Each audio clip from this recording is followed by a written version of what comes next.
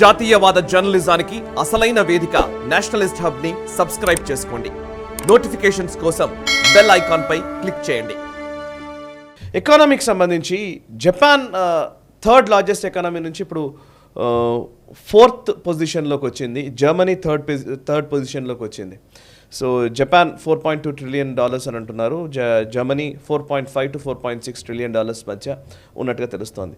So తక్కువే, but తక్కువ అంటే తక్కువే కాకపోవచ్చు కూడా, బట్ ఎక్కువ నెంబరే. భారతదేశం 5th లార్జెస్ట్ ఎకానమీగా ప్రస్తుతం ఉంది.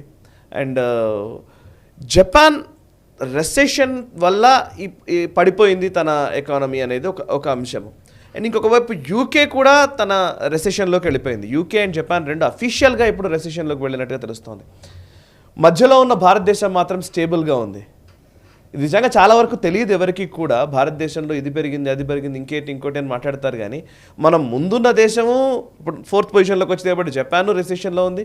6th ఉన్న యూకేను రెసెషన్లో ఉంది. భారత్ మాత్రం బాగానే ఉంది. ఈ జపాన్, జర్మనీ అండ్ యూకే వీటిలో జరుగుతున్నటువంటి పరిణామాలకు సంబంధించి కొంత ఎక్స్ప్లెయిన్ చేస్తారా ప్లీజ్? మనం బాగానే ఉన్నాం కాదు, మనం ఎదుగుతున్నాం. కరెక్ట్. ఇంకా అది అర్థం చేసుకోవాలి. వాళ్ళు క్షీణిస్తుంటే మనం ఎదుగుతున్నాం. Correct myself. Almost 7% average GDP growth ఉంది, మనకి గ్రోత్ ఉంది. కరెక్ట్. మనం పెరుగుతున్నాం, వాళ్ళు పడిపోతున్నారు. మనకు తెలిసిన విషయమే. వీళ్ళందరూ క్షీణిస్తారు, మనం పెరుగుతామని మనం చాలా రోజులు చెప్పుకుంటాం. మనం రాబోయే 3-4 సంవత్సరాల్లో మనం వీళ్ళిద్దరినీ ఓవర్టేక్ చేయబోతున్నాం. ఎవరిని? జపాన్ని ఓవర్టేక్ చేయబోతున్నాము, అలాగే మనం జర్మనీని కూడా ఓవర్టేక్ చేయబోతున్నాం. మనం జర్మనీలో కూడా రిసెషన్ భయంకరంగా ఉన్నది.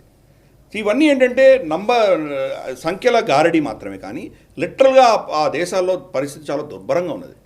జపాన్లో ఆల్మోస్ట్ గత 20 సంవత్సరాలుగా రిసెషన్ ఉందనే చెప్పచ్చు. లిటరల్గా చెప్పాలంటే మనకు బ్యాంకులో మనం పైసలు పెట్టామంటే మనకు డిపాజిట్కి వడ్డీ ఇస్తుంది బ్యాంక్ మనకు. అంతే కదా. ఇప్పుడు 10,000 1,00,000 పెట్టాం బ్యాంకులో అంటే మనకు 4%, 5%, 6% వాళ్ళు వడ్డీ ఇస్తారు మనకి. జపాన్లో మీరు బ్యాంకులో పైసలు డిపాజిట్ చేస్తే ఉల్టా మీరు దానికి రెంట్ కట్టాలి. ఆ బ్యాంక్కి మీకు పైసలు వచ్చేది కాదు. మీరు బ్యాంక్కి రెంట్, అదో పెద్ద రెంట్ పెట్టినట్టు మీరు మీ ఉన్న 1,00,000లో వాళ్ళు రెంట్ కలెక్ట్ చేసుకుంటుంటారు. ఎవడు ఖర్చు పెట్టాడు, ఆ బ్యాంకులో పడేసి ఉంటారు. ఖర్చు పెడితేనే ఎకానమీ పెరుగుతుంది. ఎందుకంటే మార్కెట్లో సర్క్యులేషన్ ఉండాలి, ఎకానమీ పెరగాలి, మీ మ్యానుఫ్యాక్చరింగ్ రావాలి. ఖర్చు అనేది పెట్టకపోతే కనుక ఎకానమీ రిసెషన్లోకి వెళ్ళిపోతుంది. ప్లస్ వాళ్ళు అమెరికాతో అనుసంధానం అయి ఉన్నారు కాబట్టి ఎప్పుడైతే చైనా నుంచి వీళ్ళు యాక్చువల్గా నెంబర్ 2 ఎకానమీ ఉండినారు ఆల్మోస్ట్ 50 ఏళ్ళుగా. అవును, 50 ఏళ్ళుగా. గత 20 ఏళ్ళుగా చైనా ఓవర్టేక్ చేసింది, కానీ అంతవరకు ముందరంతా వీళ్ళే ఉండినారు. క్రమేపీ వాళ్ళ యెన్ అమెరికన్ డాలర్తో పోలిస్తే కనుక క్షీణిస్తున్నది. ఇప్పుడు భయంకరంగా క్షీణించింది అది. అందుకని ఈ పరిస్థితి ఈరోజు వాళ్ళు 4.2లో ఉన్నారు. రేపు $4 ట్రిలియన్ కంటే కింద పడిపోయేటువంటి పరిస్థితులు స్పష్టంగా కనిపిస్తున్నాయి. జర్మనీకి పెద్ద గొప్పగా ఏం లేదు. ఈరోజు 3వ స్థానానికి వచ్చిన ఎదుగుదల వల్ల వాళ్ళు 3వ స్థానం రాలేదు. వాళ్ళు క్షీణిస్తున్నారు. కానీ జపాన్ క్షీణించినంత ఫాస్ట్గా వాళ్ళు క్షీణించలేదు కాబట్టి 3వ స్థానంలో ఉన్నారు. వాళ్ళకు మనకి ఎంత వ్యత్యాసం? వాళ్ళు 4.4, 4.5లో ఉన్నారు. మనం 3.8 ట్రిలియన్లో ఉన్నాం మనం. అండ్ ఈవెన్ కరెన్సీ కూడా ఇండియన్ రూపీతో పోల్చితే వాళ్ళు హాఫే, almost 0.55 1 yen is equal to 0.55 rupee.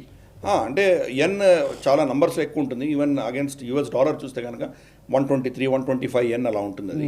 So వాళ్ళ క్యాల్కులేషన్ కొంచెం డిఫరెంట్గా ఉంటుంది. బట్ నేనేమంటానంటే సమాజం క్షీణిస్తుంది. సమాజాన్ని క్షీణిస్తేనే మీకు ఎకానమీ క్షీణిస్తుంది. ఈ రెండు లింక్డ్ ఉంటాయి. ఇప్పుడు ఎకానమీగా మాత్రమే చూసి సమాజాన్ని చూడకపోతే కనుక అర్థం చేసుకోరు.